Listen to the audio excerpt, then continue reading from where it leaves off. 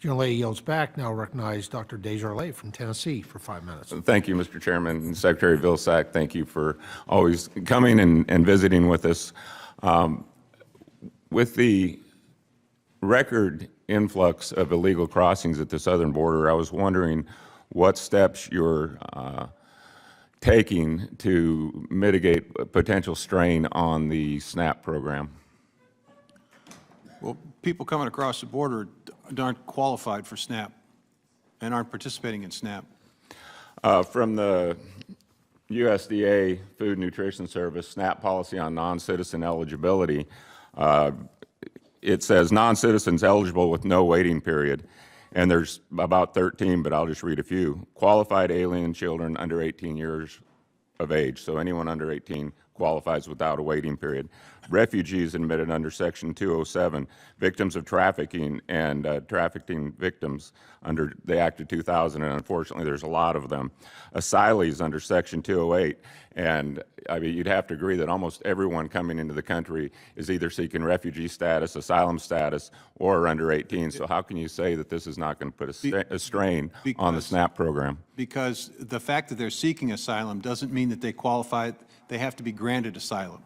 We have 42 million people on SNAP now. We've had roughly 10 million crossing over, most of them seeking asylum. That will come due, so as we plan a 5-year farm bill, we need transparency in order to make sure people are taken care of. There's been a shortfall this year in funding for the SNAP program. There's been fraud that if you go to social media, you gotta love social media. I did it this morning. I said, what is the fraud rate in the SNAP program? And the very first thing that pops up says 1.5%. Then I go to the past year, and I'd like to introduce this into the record, ask unanimous consent. This article from The Hill in September of 23 says, fraud is gobbling up 1/5 of SNAP benefits. Congress must act to stop it. That 1.5% is 11.5%, 10% or 10 times more than what we're led to believe if you read social media. So I'm not trying to be confrontational, Mr. Secretary, and we've had lively discussions in this committee that, you know, Republicans apparently don't care about people who care about food hunger. We do. I'm just saying that to plan this effectively, we need to address these issues. They're real. You can say that people don't receive SNAP benefits, but your own USDA says that they do, and you can say the fraud is low, but those numbers are not correct, and that was exposed this year. Let's be clear about this. I am saying that people who are not here legally are not allowed to or participating in SNAP. I will acknowledge that we have work to do on fraud, but I will tell you, it is our partners who have work to do. It's the states who administer these programs. It's the states that we're encouraging them to get back to interviewing folks. States are resisting that.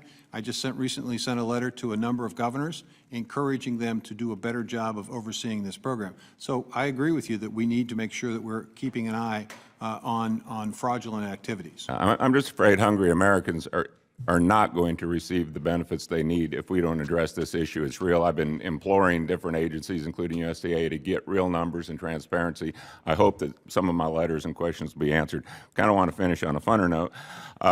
We've talked about walking horse industry in Tennessee before, you and I, and it's my understanding that there is a proposed rule that's currently being reviewed by OMB, and you know, we'd hoped that the PAST Act supporters and the industry could come to agreement on how to best move forward, but now, you know, that's not really the impact. I'm curious, have you ever been to the walking horse celebration in Shelbyville? I've not been to the... Okay.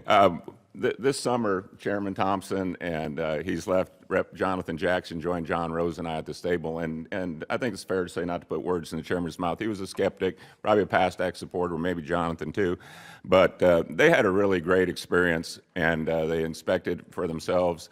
They both rode walking horses, and the walking horses could handle both of these guys, and they're pretty big fellows, so I would love to invite you down, let you go for a ride. It's really smooth. I think you'll smile as big as the chairman did. And I know that the celebration will be coming this summer, so I'd like to give you a standing invitation to join us. Come look at it for yourself.